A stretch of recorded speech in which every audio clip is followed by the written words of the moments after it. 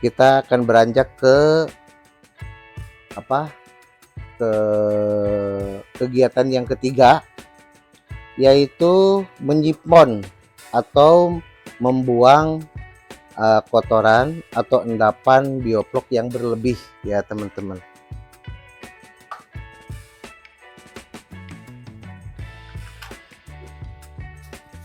Nah teman-teman, biasa ya kalau di saya ini ya, ini pakai gunakan seperti ini ya, ini batu ya kan, untuk maksudnya pemberat, jadi supaya si sedotan ini nanti itu sampai ke dasar kolam, sampai ke dasar kolam. Nah seperti ini teman-teman ya.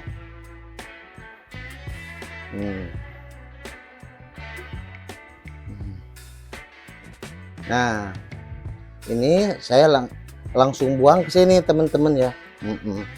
Nanti ya, ini ada selang ya, air kita masukkan. Setelah air itu kelihatan bunyi bres gitu kan, bahwa air itu sudah masuk, kita lepas. Jadi nanti akan balik airnya yang keluar dari sana gitu teman-teman ya. Nanti air itu akan ngebuang sini teman-teman, kan ini dasar kolam ini ya. Nah ini kita kasih lebih dalam lagi gitu kan, sehingga air itu nanti dari sana itu bisa mengeluarkan ke sini, ngebuang. Jadi gitu ya teman-teman ya.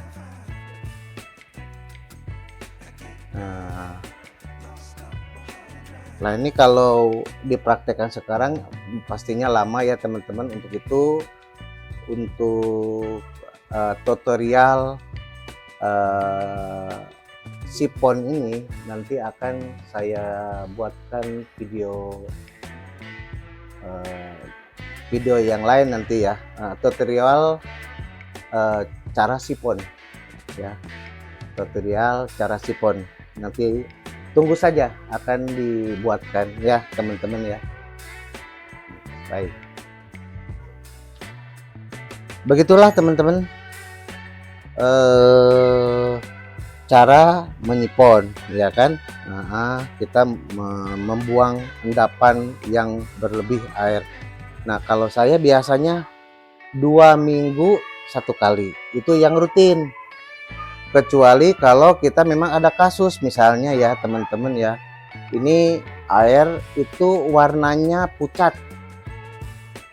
kemudian ikan juga cenderung adanya di atas ya, air warnanya pucat. Nah kalau sekarang kita lihat ini ya, kayak bercahaya ini air itu ya teman-teman, itu menandakan kalau bioblok itu memang bagus. Tetapi kalau airnya itu tidak bagus, itu yang warnanya pucat ya, warnanya pucat, dan ikan pun cenderung adanya di atas ya, begitu itu teman-teman. Nah mau nggak mau, kalau udah kondisi air seperti begitu, kita akan buang 70%-nya air. Secara otomatis kalau 70%-nya kita butuh fermentasi. Makanya ya teman-teman, tadi saya udah katakan, fermentasi itu harus selalu tersedia ya.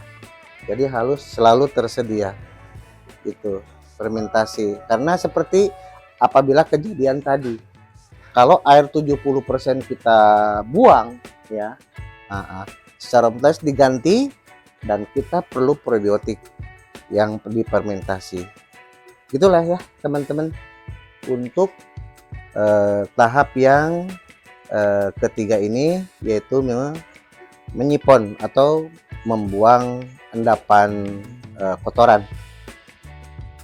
Nah, teman-teman, selanjutnya yang keempat, yaitu dalam rangka mengelola air bioblok ini ya teman-teman ya. Yang keempat itu mengecek aerasi ya. Aerasi ini gelembung ini nih teman-teman ya. Aerasi ini gelembung ini. Nah, kalau ini kan kelihatan ini besar nih teman-teman. Yang kita cek itu kalau ada yang kecil, ya kan, sehingga oksigen yang dibutuhkan tuh oleh dua ya. Yang pertama oleh ikan itu sendiri, yang kedua oleh bakteri nitro yang untuk bioploknya itu, ya teman-teman ya. Nah itu mengeceknya itu kita mengecek apakah ada masalah. Pertama sih kelihatan itu kalau si gelembungnya ini kecil ya. Itu pasti ada masalah. Biasanya masalahnya itu ada dua. Yang pertama karena batunya ya, batu ini ya, batunya itu sudah banyak lumutnya, jadi menghalangi blowernya atau udaranya ya, kayak gitu. Tapi biasanya bukan di yang di atap, melainkan biasanya yang di luar nih teman-teman, yang langsung kena sinar matahari ya, itu lumutnya lebih cepat banyak. Nah, kalau di sini mungkin ini sudah setahun yang lalu ya, ini nggak pernah diganti kalau batunya. Oke teman-teman, penyebab yang kedua ya, biasanya kita lihat itu ya, itu karena ada si tukang iseng, tikus ya, tikus itu dia ngebolongin, ngegigit di sini nih, contohnya misalnya kayak di sini gitu ya teman-teman. Nah nanti mana yang digigit tikus kita buang, kita pakai sambungan ya. Itu jadi penyebabnya itu tadi batu, yang kedua digigit tikus, juga bisa jadi ini lemnya nih teman-teman ya, lemnya ini kurang kuat, sehingga si udaranya itu, anginnya itu tidak lepas masuk ke batu semua, ke aerasi. Jadinya kita harus lem lagi ya tentunya gitu.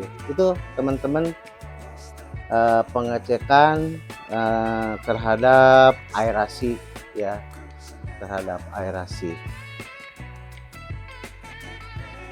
Untuk detail mengenai manajemen aerasi ya, seperti teman-teman lihat ini ya, blowernya ini cuma satu teman-teman, tapi saya membuat ini ada 216 titik ya. Nanti akan dibikin video tersendiri tentang manajemen aerasi ya. Kalau sekarang terlalu panjang ya, jadi nanti kita akan buat tersendiri teman-teman ya. Oke, untuk kegiatan yang keempat tadi, mengecek aerasi dicukupkan. Kita akan lanjut ke kegiatan yang kelima ya. Kegiatan yang kelima ini ya adalah mengecek kadar pH ya, dan kadar bioplok ya. pH ya untuk ikan ya, itu yang paling bagus tuh di angka 7 ya sampai 8. Masih ditolerir di angka 6, tetapi jangan di angka 4 ya. Angka 5-6 masih boleh lah, tetapi yang disarankan itu, direkomendasikan pH itu di angka 7-8. Yuk kita cek aja langsung teman-teman ya.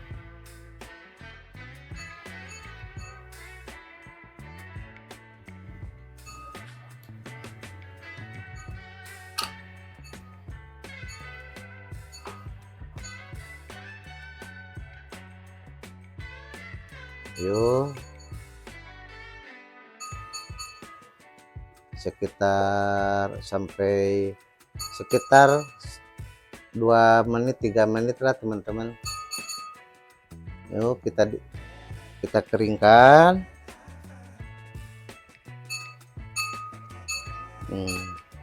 Kita cocokkan teman-teman. Nah, di angka 7 teman-teman, hampir ke angka 8. Jadi ini pH-nya di angka 7, berarti bagus teman-teman ya. Ya, selanjutnya kita ngecek bioplok ya. Bioplok ini ya, nanti kita ambil sampelnya nih teman-teman ya. Standarnya itu, ketentuannya itu jangan lebih dari 10%.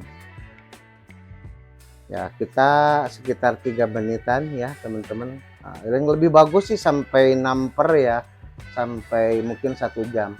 Tapi kita lihat begini.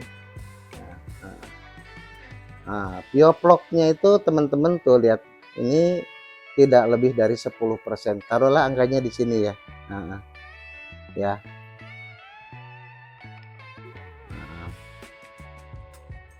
Nah, untuk pengecekan teman-teman di rumah, ambil mungkin bisa 1 jam, bisa 2 jam ya.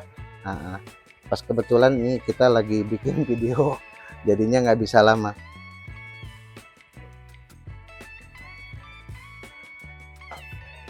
Yang pertama tadi teman-teman membuat fermentasi, kita sudah.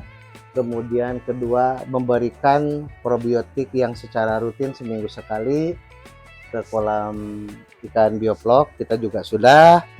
Yang ketiga, kita menyipon ya, dengan contohnya tadi juga sudah. Nah, yang keempat, kita mengecek aerasi ya, gelembung, kita sudah. Kemudian mengecek pH dan mengecek kadar bioplok juga sudah. Jadi begitulah teman-teman ya, cara yang biasa rutin saya lakukan dalam mengelola air bioplok ini agar ikan ini nyaman ya. Yang penting itu ikan itu nyaman ya kan, hidup bukan di kolam biasanya ya kan, tapi di kolam kecil seperti ini, tetapi mereka sangat nyaman, bahkan lebih nyaman dibanding dengan di kolam besar misalnya gitu ya teman-teman ya. Demikianlah teman-teman ya. Terima kasih telah menonton video cara mengelola air bioplok ini teman-teman ya. Semoga bermanfaat, semoga menjadi motivasi dan inspirasi bagi teman-teman ya, untuk lebih memperdalam lagi kepada orang yang lebih kompeten dari saya tentang bioplok ini ya teman-teman ya. Teman-teman jangan lupa, saya mohon bantu subscribe, like, komen, dan lonceng notifikasi agar teman-teman akan selalu mendapat video-video saya selanjutnya. Terima kasih. Assalamualaikum warahmatullahi wabarakatuh.